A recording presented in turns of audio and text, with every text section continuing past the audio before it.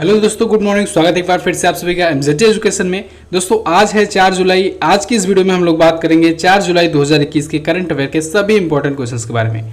पूरी वीडियो ध्यान से देखिएगा, पूरी वीडियो बहुत ही अच्छे से समझाई गई है। अगर वीडियो पसंद आए तो वीडियो को लाइक और शेयर जरूर कर देना, सब्सक्राइब भी कर लेना चैनल को, जिससे आने वाली वीडियोज का नोटिफिकेशन आप तक पहुंचता रहे। इस वीडियो की पीडीएफ फाइल और डिटेल्स के साथ क्विज दोस्तों आपको मिल जाएगी हमारे एप्लीकेशन एमजेटी ऐप पर। तो गूगल प्ले स्टोर पर जाइए और एमजेटी ऐप डाउनलोड कीजिए। आप टेलीग्राम पर भी पीडीएफ प्राप्त कर सकते हैं। टेलीग्राम पर आपको वन लाइनर के रूप में आज के दिन के करंट अफेयर की सभी क्वेश्चंस भेज दिए जाएंगे। चलिए अब बात करते हैं लास्ट डे के क्वेश्चंस की। लास्ट डे मेरा आपसे क्वेश्चन था, नागिन झील कहाँ पर स्थित है? तो ये जम्मू कश्मीर में है। भोपाल गैस त्रासदी किस गैस के लीक होने के कारण हुई थी? तो दोस्तों 1984 में माइक यानी मिथाइल आइसोसाइनाइड नाम की गैस के लीक होने से हुई थी। 1984 में एक गैस त्रासदी हुई थी। ठीक है। भारत और बांग्लादेश को अलग करने वाली सीमा रेखा जो है ये रेड क्लिफ रेखा है। इसके बारे में मैंने आपको भारत के पड़ोसी देशों वाली वीडियो में बहुत अच्छे समझाया था कि क्यों भारत और पाकिस्तान और भारत और बांग्लादेश दोनों की रेखा रेड क्लिफ रेखा कैसे है। अगला क्वेश्चन था, चुंबकीय क्षेत्र की तीव्रता का मात्रक क्या होता है? तो इसका मात्रक टेस्ला होता है। इन सभी क्वेश्चंस के बारे में बहुत सारे स्टूडेंट ने बहुत ही अच्छे से डिटेल्स के साथ आंसर किया था। आप सभी लोग ऐसे ही डिटेल्स के साथ आंसर किया करो। चलिए बात करते हैं आज के दिन के पहले क्वेश्चन की। पहला और सबसे इंपॉर्टेंट क्वेश्चन है, उत्तराखंड के नए मुख्यमंत्री कौन बने? तो दोस्तों नए मुख्यमंत्री बन गए हैं पुष्कर सिंह धामी। पुष्कर सिंह धामी अब होंगे उत्तराखंड के न्यू चीफ मिनिस्टर। अभी हाल ही में तीरथ सिंह रावत ने इस्तीफा दे दिया। ठीक है, तीरथ सिंह रावत इस्तीफा दे दिया। अब इनकी जगह पर पुष्कर सिंह धामी आ गए हैं। क्यों इस्तीफा दिया इन्होंने, सब कुछ जानेंगे। पहले समझिए, पहले दोस्तों त्रिवेंद्र सिंह रावत जी थे, उन्होंने इस्तीफा दिया। तो अभी 10 मार्च को तीरथ सिंह रावत बने और इन्होंने अभी फिर से इस्तीफा दे दिया है। देखिए मार्च से अभी जून बीता है, जुलाई चल रहा है, 4 महीने के आसपास लगभग हुए हैं और इतने ही टाइम पर तीरथ सिंह रावत ने इस्तीफा दे दिया है। पुष्कर सिंह धामी बन गए हैं नए चीफ मिनिस्टर ऑफ उत्तराखंड। ये बीजेपी युवा मोर्चा के प्रदेश अध्यक्ष भी रह चुके हैं। 2 बार से ये खटीमा से विधायक हैं। कहाँ से? खटीमा से। तो इनका ये याद रखिएगा, खटीमा से ये विधायक हैं। अब बात आती है कि इस्तीफा क्यों दिया तीरथ सिंह रावत ने। एक्चुअली में देखिए बात यह है कि तीरथ सिंह रावत जो है ये कहीं से विधायक है नहीं। ठीक है, तो वहाँ की विधानसभा में सदस्य है नहीं। अब जब विधानसभा में सदस्य नहीं है तो ये लिए थे शपथ। लेकिन नियम के अकॉर्डिंग होना क्या चाहिए कि अगर आप सीएम बनते हो किसी राज्य में तो 6 महीनों के अंदर अंदर आपको ये प्रूव करना होगा, ये पेश करना होगा दावा कि आप वहाँ की विधानमंडल के सदस्य हो। ठीक है, अगर किसी राज्य में विधान परिषद है तो विधान परिषद का सदस्य, या फिर अगर विधानसभा तो होता ही है तो विधानसभा का एटलीस्ट सदस्य होना चाहिए। 6 महीनों तक की छूट रहती है, 6 महीनों के अंदर अंदर आपको करना पड़ेगा। अगर नहीं होता है तो इन केस में क्या होता है, ऐसे केसेस में होता है कि उपचुनाव करा लिए जाते हैं। जब उपचुनाव करा लिए जाते हैं तो फिर कहीं से उनको खड़ा करा दिया जाता है सीएम पद के उम्मीदवार को और उनको जिता दिया जाता है। तो इस प्रकार से वो सीएम बन जाते हैं। लेकिन अब यहाँ उत्तराखंड के केस में हुआ क्या कि चुनाव आने ही वाले हैं यहाँ पर, और ऐसे में इतना टाइम बचा नहीं है कि दोबारा से उपचुनाव कराया जा सके। तो जब उपचुनाव नहीं हो सकता है तो इनका देखिए 10 मार्च को ये बने थे तो सितंबर में भी 6 महीने इनका पूरा हो जाता। तो 6 महीने के अंदर ये अपना दावा पेश कर नहीं पाते विधानमंडल के सदस्य का, क्योंकि उपचुनाव भी नहीं होगा। अब चुनाव होगा डायरेक्ट। ठीक है, और इसके पहले हो नहीं पाया कोविड-19 के चलते, तो इस वजह से इनको देना पड़ गया इस्तीफा। तो अब बीजेपी ने नया सीएम चुन लिया पुष्कर सिंह धामी को। क्लियर बिल्कुल इतना। चलिए अब बात करते हैं उत्तराखंड से। उत्तराखंड देखिए मैप में ये रहा उत्तराखंड। उत्तराखंड उत्तर प्रदेश से अलग हुआ था 27वें राज्य के रूप में। ध्यान रखिएगा, 27वें राज्य के रूप में कब अलग हुआ था? 9 नवंबर सन 2000 को। ठीक है, ये उत्तर प्रदेश से अलग हुआ उत्तराखंड। उत्तराखंड की दोस्तों 2 राजधानियां हैं, एक है देहरादून, एक है गैरसैंण। क्या है? गैरसैंण। गैरसैंण जो है ये ग्रीष्मकालीन या कहें समर कैपिटल है, और देहरादून जो है ये विंटर कैपिटल है, यानी कि शीतकालीन राजधानी है उत्तराखंड की। उत्तराखंड के नए सीएम पुष्कर सिंह धामी, ये भी बीजेपी पार्टी से हैं। बेबी रानी मौर्य जी दोस्तों ये यहाँ की गवर्नर हैं। अच्छा, इस्तीफा दोस्तों जो सीएम होता है वो इस्तीफा देता है राज्यपाल को। तो तीरथ सिंह रावत जी ने इस्तीफा दिया राज्यपाल को, और राज्यपाल से ही शपथ भी ग्रहण करता है सीएम। तो राज्यपाल बेबी रानी मौर्य जी ने ही नए मुख्यमंत्री पुष्कर सिंह धामी को शपथ दिलाया। तो ये क्वेश्चन पूछा जा सकता है कि मुख्यमंत्री जो होता है किसी राज्य का, उसको शपथ कौन दिलाता है या फिर वो अपना इस्तीफा किसे सौंपता है, तो राज्यपाल दोनों ही केसेस में होंगे। क्लियर। चुनता कौन है, तो चुनाव जनता करती है। ठीक है, तो चलिए उत्तराखंड अब आया है, इसके हाईकोर्ट के बारे में बात कर लेते हैं। उत्तराखंड हाईकोर्ट के चीफ जस्टिस कौन है, तो इसके चीफ जस्टिस हैं राघवेंद्र सिंह चौहान। कौन है, राघवेंद्र सिंह चौहान जी। जिम कॉर्बेट नेशनल पार्क दोस्तों ये उत्तराखंड में, ये भारत का सबसे पुराना नेशनल पार्क है, पहला national park Jim Corbett national park. ठीक है, उत्तराखंड जो है देखिए यहाँ पर है, ये अपना बॉर्डर किससे किससे शेयर करता है, ये अपना बॉर्डर देखिए यहाँ पर दोस्तों ये नेपाल से शेयर करता है। ठीक है, और इधर तिब्बत यानी चाइना से शेयर करता है। ठीक है, तिब्बत अब चाइना के कब्जे में है। उसके बाद ये हिमाचल प्रदेश शेयर करता है, हरियाणा से शेयर करता है, उत्तर प्रदेश से शेयर करता है। ठीक है, चलिए हरियाणा से भी थोड़ा सा बॉर्डर शेयर करता है उत्तराखंड। चलिए अगला क्वेश्चन देखते हैं। अगला क्वेश्चन है, हाल ही में अंतर्राष्ट्रीय सहकारिता दिवस कब मनाया गया, तो अभी हाल ही में 3 जुलाई को दोस्तों मनाया गया इंटरनेशनल कोऑपरेटिव डे।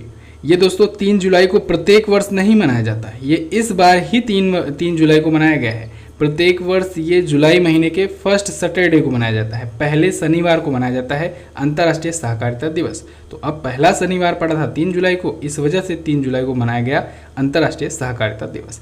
किसके द्वारा मनाया जाता है, संयुक्त राष्ट्र के द्वारा, यूनाइटेड नेशन के द्वारा ये मनाया जाता है, सहकारिता यानी कोऑपरेशन के बारे में जागरूकता फैलाने के लिए। इसकी शुरुआत हुई 1923 से।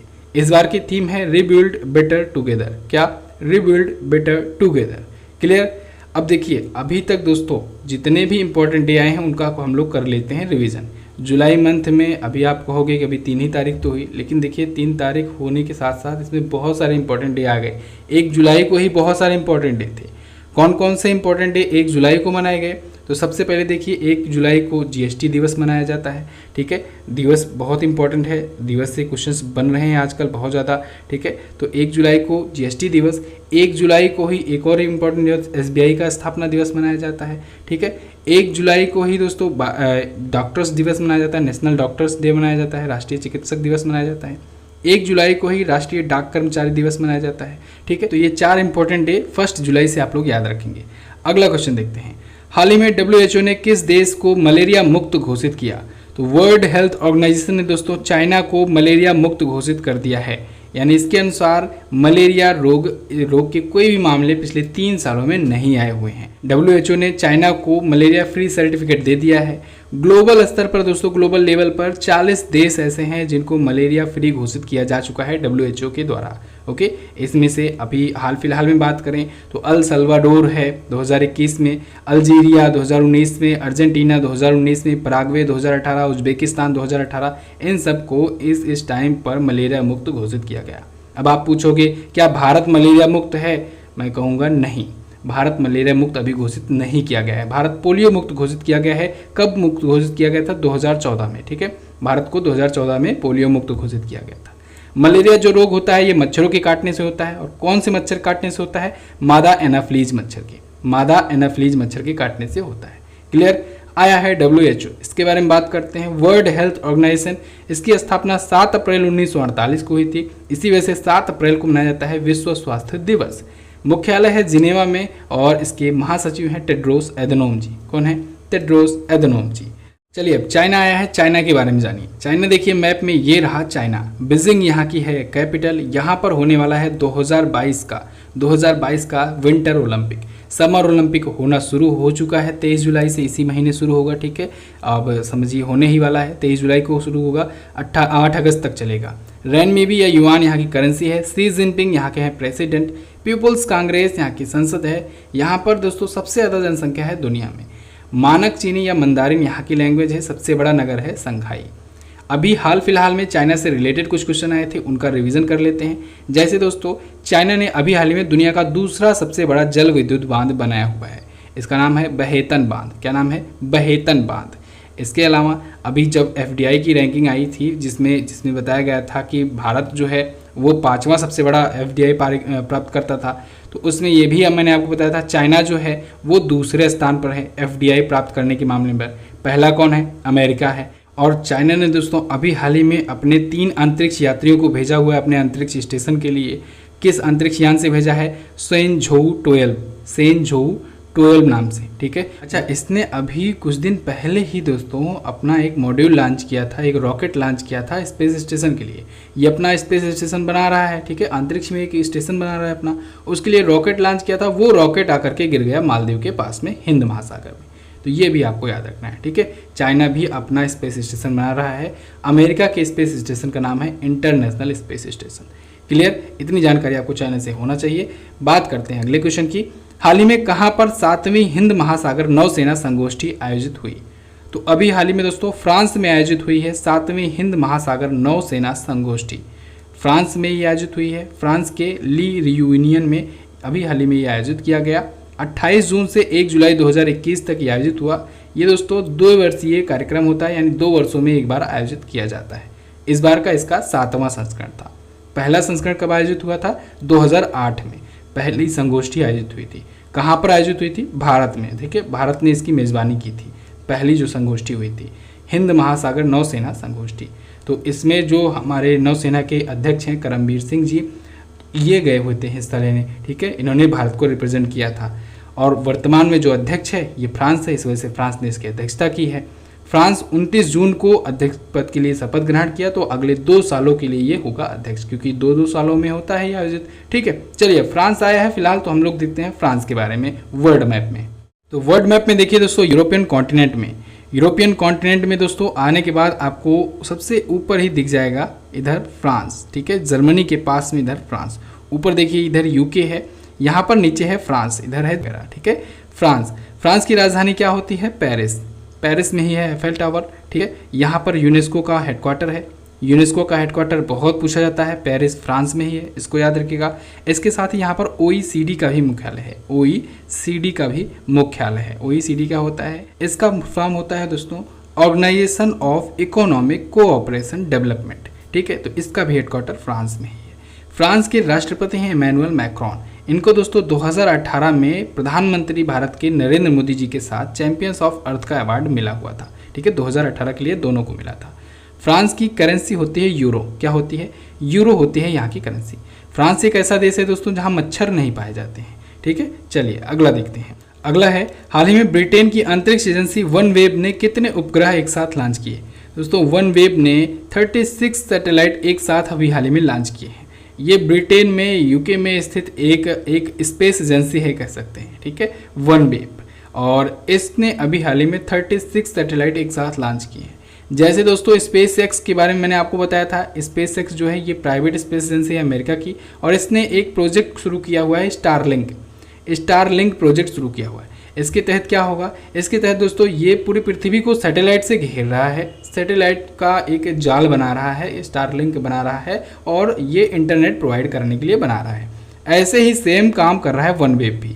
ये भी सैटेलाइट पर सैटेलाइट लॉन्च करके पूरी पृथ्वी को ये चारों तरफ से एक प्रकार से कहीं घेर रहा है, और इसको ये इंटरनेट प्रोवाइड करने के लिए कर रहा है, ठीक है। तो ये अब स्पेस से इंटरनेट प्रोवाइड कराया जाएगा। अब तक कहाँ से प्रोवाइड कराया जाता था? समुद्र से, ठीक है, समुद्र में ऑप्टिकल फाइबर वगैरह बिछा करके। चलिए, तो इसने अभी हाल ही में सोयूज रॉकेट से लॉन्च किया है। सोयूज रॉकेट दोस्तों ये याद रखिएगा, ये रसिया का रॉकेट है। मैं आपको हमेशा रॉकेट का नाम बताया करता हूँ, इसको आपको ध्यान रखना है। जैसे रसिया का रॉकेट हो गया सोयूज, जैसे चाइना का रॉकेट हो गया लॉन्ग मार्च, ठीक है। लॉन्ग मार्च जो है चाइना का रॉकेट है। भारत का रॉकेट क्या है? PSLV और GSLV, ठीक है। ये पोलर सैटेलाइट लॉन्च व्हीकल और जियो स्टेशनरी सैटेलाइट लॉन्च व्हीकल। तो ये हो गया इंडिया का। और इसका स्पेस एक्स का नाम लिया है, इसको याद रखिएगा। स्पेस एक्स का है फाल्कन 9 हैवी रॉकेट। इसकी विशेषता क्या है? इसकी विशेषता है ये रीयूजेबल रॉकेट है। रॉकेट का काम दोस्तों होता क्या है कि ये सैटेलाइट को ले जाता है और ऑर्बिट में छोड़ देता है, बस यहीं तक काम होता है। लेकिन फाल्कन 9 इकलौता ऐसा रॉकेट है दुनिया में जो ऊपर ले जाता है, रॉकेट को छोड़ता है, फिर वापस आता है और फिर से री लैंडिंग के लिए लॉन्च ये तैयार हो जाता है, यानी दोबारा से यूज किया जा सकता है। तो ये है दुनिया का इकलौता ऐसा रॉकेट जो कि है स्पेसएक्स के पास, एलन मस्क की कंपनी है स्पेसएक्स। फिलहाल आ जाते हैं यहाँ पर पॉइंट पर। ये रसिया ने दोस्तों रूस के वोस्टोचनी कोस्मोड्रोम से अभी हाल ही में लॉन्च किया है। ये कहाँ की एरिया को कवर करेगा? तो ये दोस्तों नॉर्थ पोल को कवर करेगा। पृथ्वी का जो नॉर्थ पोल है, यहाँ पर देखेंगे 50 डिग्री से ऊपर के अक्षांश को आप देखेंगे। आप कहाँ पर हैं? यह 23 डिग्री 23.5 डिग्री उत्तरी अक्षांश पर कर्क रेखा गुजरती है ना भारत के बीचों बीच से। तो भारत दोस्तों यहाँ पर है, ठीक है। भारत की लोकेशन देखेंगे आप, यहाँ पर है भूमध्य रेखा ऐसे ही है, ठीक है। पृथ्वी के बीचों बीच में भूमध्य रेखा होती है, नीचे 23.5 पर मकर रेखा, ऊपर 23.5 अंश पर होता है कर्क रेखा। तो भारत के बीचों बीच से कर्क रेखा गुजरती है, तो भारत की लोकेशन कुछ यहाँ पर है, ठीक है। तो ये और ऊपर यानी कि 50 डिग्री उत्तरी अक्षांश के ऊपर के एरिया को ये कवर करेगा। और इसी वजह से इस रॉकेट पर क्या लिखा हुआ है, देखिए हेलो नॉर्थ पोल, ठीक है। इस रॉकेट पर ये लिखा हुआ है। फिलहाल वन वेब के बारे में बात कर लेते हैं, जानकर के आपको अच्छा लगेगा। वन वेब का जो ऑनर है वो है भारती इंटरप्राइजेस। कौन है? सीईओ हैं नील मास्टरसन। क्लियर बिल्कुल। अगला क्वेश्चन देखते हैं, हाल ही में किसने लखनऊ में अंबेडकर स्मारक और सांस्कृतिक केंद्र की आधारशिला रखी? तो अभी हाल ही में हमारे प्रेसिडेंट रामनाथ कोविंद जी ने अंबेडकर स्मारक और सांस्कृतिक केंद्र की आधारशिला रखी है लखनऊ में। अभी ये उत्तर प्रदेश का दौरा किए थे, कानपुर गए अपने पैतृक गांव में, फिर लखनऊ आए थे। लखनऊ में इन्होंने अंबेडकर स्मारक और सांस्कृतिक केंद्र की आधारशिला रखी है, ठीक है। कहाँ पर रखी है? लखनऊ में ऐशबाग ईदगाह के सामने। दोस्तों 5493.52 मीटर स्क्वायर के एरिया में सांस्कृतिक केंद्र होगा। इस पर 45.04 करोड़ रुपए खर्च करे जाएंगे। Ambedkar memorial and cultural centre, इसमें दोस्तों डॉक्टर भीमराव अंबेडकर जी की 25 फीट ऊंची प्रतिमा भी लगाई जाएगी। साथ ही साथ एक सभागार, एक म्यूजियम, एक पुस्तकालय, अनुसंधान केंद्र यानी कि रिसर्च सेंटर, ये सभी इसमें शामिल होंगे, ठीक है। अगला क्वेश्चन देख लेते हैं। अगला क्वेश्चन है, हाल ही में दिल्ली के कितने छात्रों को डायना पुरस्कार 2021 दिया गया? तो अभी हाल ही में दिल्ली के 3 स्टूडेंट्स को डायना पुरस्कार 2021 से नवाजा गया है। ये तीनों स्टूडेंट कौन कौन हैं? सना मित्तर, कैफ अली और देवांशी रंजन। कौन? देवांशी रंजन। तो ये 3 स्टूडेंट्स को डायना पुरस्कार मिला है, ठीक है। Diana award roll of honour जीता है इन्होंने। सना मित्तर और कैफ अली जो हैं ये जामिया मिलिया इस्लामिया यूनिवर्सिटी से हैं। देवांशी रंजन जो है ये लेडी श्री राम कॉलेज से में पढ़ते हैं, ओके। इनको कोविड-19 के दौरान दोस्तों समाज में इनके योगदान के लिए अवार्ड दिया गया है। डायना पुरस्कार प्रिंसेस ऑफ वेल्स डायना की याद में शुरू किया गया है।